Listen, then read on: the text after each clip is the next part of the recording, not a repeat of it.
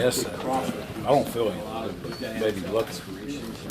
No, it's good. This is obviously a place I want to be, and don't want to be anywhere else in college football. And yes, I've had a chance to watch. Had a great opportunity to sign a 3-year extension, so I'm here for a while. So again, talk a little bit about the bringing back of Askew Henry and Ferns and what that means, where they fit into the puzzle.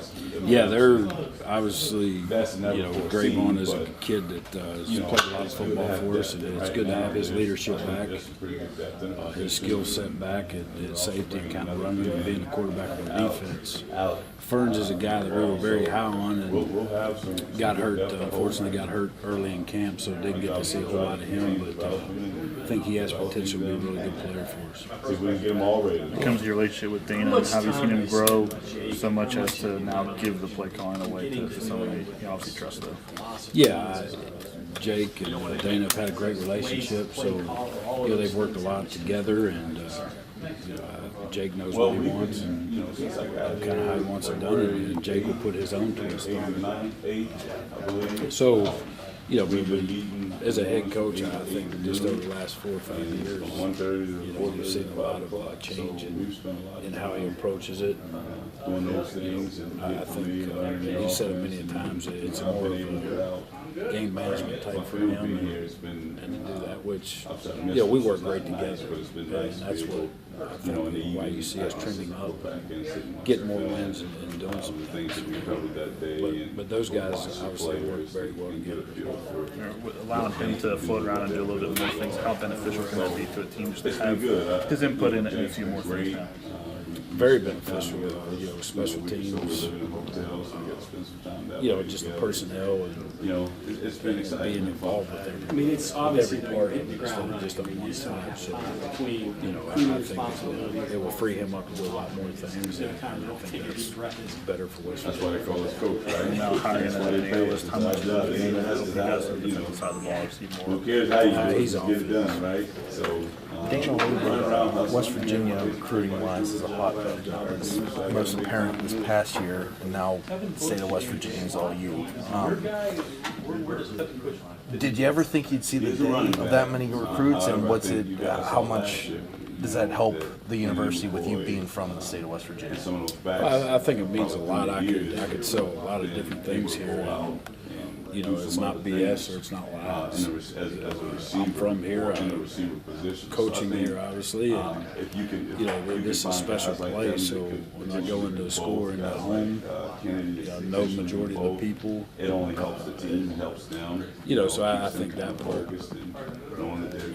is good for us. And the other part is too.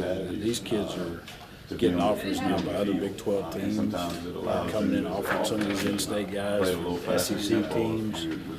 So we have to get a hold on our state. We've always said it from day one, if they're good enough for us to win football games, we'll recruit them. It doesn't matter who's offered or whatever. We're going to put all our efforts into keeping our kids home and try to get them to help West Virginia win football. Did you know Coach Belk at all?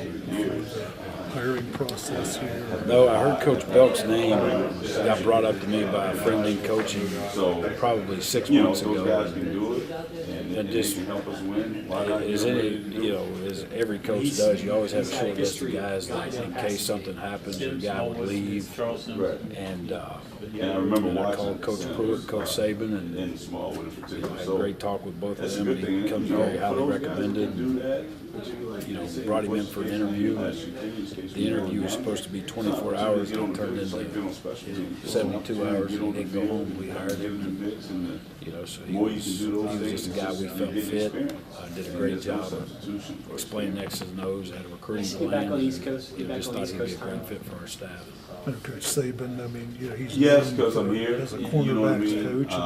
And still, from what I understand, is very hands-on with that. And Doug being around him every day, got to think a lot of that is rubbed off on him. Yeah, no doubt. And any time you could sit in a room for 3 years and listen to Coach Saban and coach these guys, That's huge. And like you said, he's one of the best defensive minds in football. For our kids again, they get a chance to For Doug to be be able around to have grandparents that now, experience. cousins. And it wasn't only that too. I mean, he's coached in Division II, and they were very successful. Won national championships and coaching that at kind of thing Augusta. when we're out of town playing. He's ran his own room. He's been in front of the kids, and so and I like guys. Doug's 30 years old. He can relate to those kids. It's exciting. He's a guy that's been there and done that, and we want that kind of success in our program. He's got extensive ties. He's in the state of Georgia. Obviously, I mean, you've gotten some good players out of there in the past. We love high school football players in the state of Georgia, that's for sure. Every guy we've ever had at West Virginia that's from Georgia has had success. So there's been not a lot of misses from the state of Georgia and West Virginia. It's Adam Jones, Bruce Irvin, Jeremy Tyler. I'm sure I'm leaving some guys out, but those guys just kind of stick out to you because they played a lot of football here. And two of them are still playing. They've done well in the past.